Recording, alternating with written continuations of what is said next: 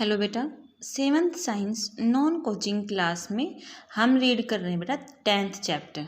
ठीक है, हम मेनली इसमें रेस्पिरेशन के बारे में रीड कर रहे हैं। ठीक है, रेस्पिरेशन यानी कि श्वसन कैसे करते हैं।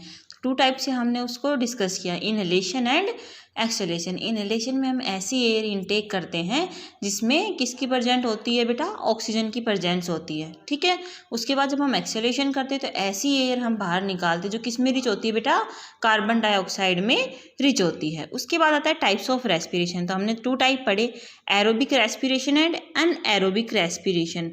तो एरोबिक रेस्पिरेशन में हमने क्या पढ़ा बेटा, जब हमने खाना खाया तो खाना किस में चेंज होता है बेटा, ग्लूकोज में, और वो ग्लूकोज का ब्रेक डाउन होता है in the presence of oxygen. तो क्या होगा, एरोबिक रेस्पिरेशन। और जब ये ग्लूकोज ऑक्सीजन की एब्सेंस में टूटेगा तो क्या हो जाएगा, अनएरोबिक रेस्पिरेशन। इधर कुछ फैक्ट दे रखे हैं बेटा, वो आप देखेंगे एक बार कि देखो, डू यू नो में दे रखा है एक फैक्ट, देखते हैं। It is a common experience that we get muscles cramps after having exercise. ठीक है, हमारे मसल्स में दर्द होने लग जाता है अगर हम बहुत ज़्यादा एक्सरसाइज एक बार में कर लेते हैं। ऐसा क्यों होता है बेटा, क्योंकि लैक्टिक एसिड क्या होता है बेटा, जो मसल्स में बनता है वो क्या करता है, पेन देता है हमें। ठीक है, when we do a heavy exercise a lot of energy is required by the cell। जब हम कोई भी एक्सरसाइज, हैवी एक्सरसाइज करते हैं तो उसके लिए हमें बहुत सारी एनर्जी की ज़रूरत पड़ती है। Have you seen a person start breathing faster after running. क्या आपने देखा है, जैसे हम दौड़ लगाएं, दौड़ लगाने के बाद हमारी ब्रेथिंग है वो बहुत फास्ट हो जाती है। ठीक है, the lungs try to supply more oxygen to the muscle cells. जो हमारे लंग्स होते हैं वो हमारी बॉडी क्या करते हैं बेटा, ज़्यादा ऑक्सीजन है वो सप्लाई करते हैं। ठीक है, and even then if supply is not adequate anaerobic respiration takes place. और अगर ऐसा नहीं होगा तो कौन सा रेस्पिरेशन होने लग जाएगा बेटा, अनएरोबिक रेस्पिरेशन होगा। And lactic acid is produce which causes cramps. जिसकी वजह से क्या होता है, लैक्टिक एसिड निकलता है और जिसकी वजह से जो हमारी मसल्स हैं उनमें क्या होने लग जाता है बेटा, पेन होने लग जाता है। ठीक है, एक और फैक्ट है बेटा, देखो, do you know what is the main component of the wine and beer. आप जानते हो कि वाइन और बियर में मेन कंपोनेंट क्या होता है, क्या होता है बेटा, इसमें एल्कोहल होता है। ठीक है, as is mention above yeast are single celled organism. जो यीस्ट होते हैं वो क्या होते हैं बेटा, उनमें एक ही सेल प्रेजेंट होती है, सिंगल सेल वाले ऑर्गेनिज्म होते हैं। एंड रेस्पायर अनएरोबिकली, और वो क्या करते हैं, अनएरोबिकली यानी कि विदाउट प्रेजेंस ऑफ ऑक्सीजन क्या करते हैं, वो सांस लेते हैं। और ग्लूकोज में किसको चेंज कर देते हैं बेटा, ग्लूकोज को एल्कोहल में चेंज कर देते हैं। That is why yeast cells are used in the preparation of wine and beer. इसीलिए जो यीस्ट सेल हैं उनको किस में यूज़ किया जाता है बेटा, वाइन और बियर की प्रिपरेशन के लिए यूज़ किया जाता है। ठीक है, आपने देखा होगा ना, कार्बन डाइऑक्साइड, जितनी भी आप कोल्ड ड्रिंक वगैरह पीते हो इनमें क्या होता है, कार्बन डाइऑक्साइड प्रेजेंट होती है। ठीक है, तो देखो हमने एरोबिक और एरोबिक रेस्पिरेशन यहाँ तक हो गया था अपना। तो कुछ एक पॉइंट ये डिस्कस करते हैं एरोबिक रेस्पिरेशन के बारे में। देखो बेटा, some organism such as yeast which are able to survive without oxygen. जैसे कुछ एक ऑर्गेनिज्म जैसे यीस्ट है वो बिना ही ऑक्सीजन के क्या करता है बेटा, सर्वाइव कर लेता है।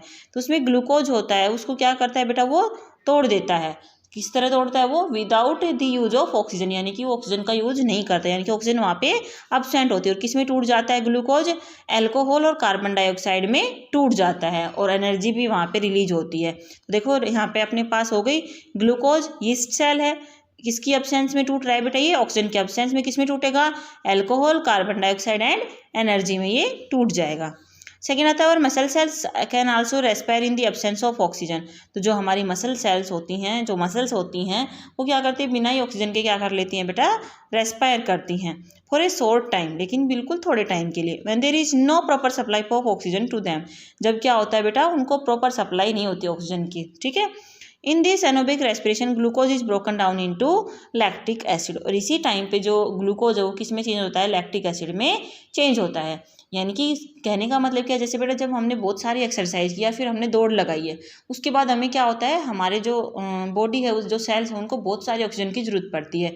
तो उस टाइम पे क्या होता है, कुछ टाइम, शॉर्ट टाइम के लिए हमारी जो मसल्स हैं वहाँ तक ऑक्सीजन नहीं पहुँच पाती, यानी कि इन द एब्सेंस ऑफ क्या हो जाता है, फिर वो अनएरोबिक रेस्पिरेशन हो जाता है। और इसी वजह से क्या होता है, लैक्टिक एसिड बनता है, और लैक्टिक एसिड बनने से क्या होता है, हमारी मसल्स में पेन होता है। तो ग्लूकोज हो गया मसल सेल्स, ऑक्सीजन के एब्सेंस में लैक्टिक एसिड, और एनर्जी है यहाँ पे फॉर्म हो गई। ठीक है, आगे देखते हैं।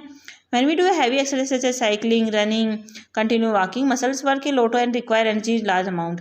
But the supply of oxygen is limited, so anaerobic respiration takes place in the muscles. Mostly your mother or grandmother advise you to take bath with hot water or dip the legs into hot water or to have a massage. जब मैंने अभी बताया ना बेटा कि exercise करोगे, दौड़ोगे, तो उसके बाद आपको क्या होगा, ज़्यादा ऑक्सीजन की जरूरत पड़ेगी, वो सप्लाई नहीं होगी, उसके बाद लैक्टिक एसिड बन जाएगा और उसकी वजह से आपके मसल्स में पेन होगा। तो हमारी मदर है या ग्रैंड मदर क्या कहती है बेटा, या तो आप गर्म पानी से नहा लो या फिर गर्म पानी से क्या करो, मसाज कर लो आप, ठीक है।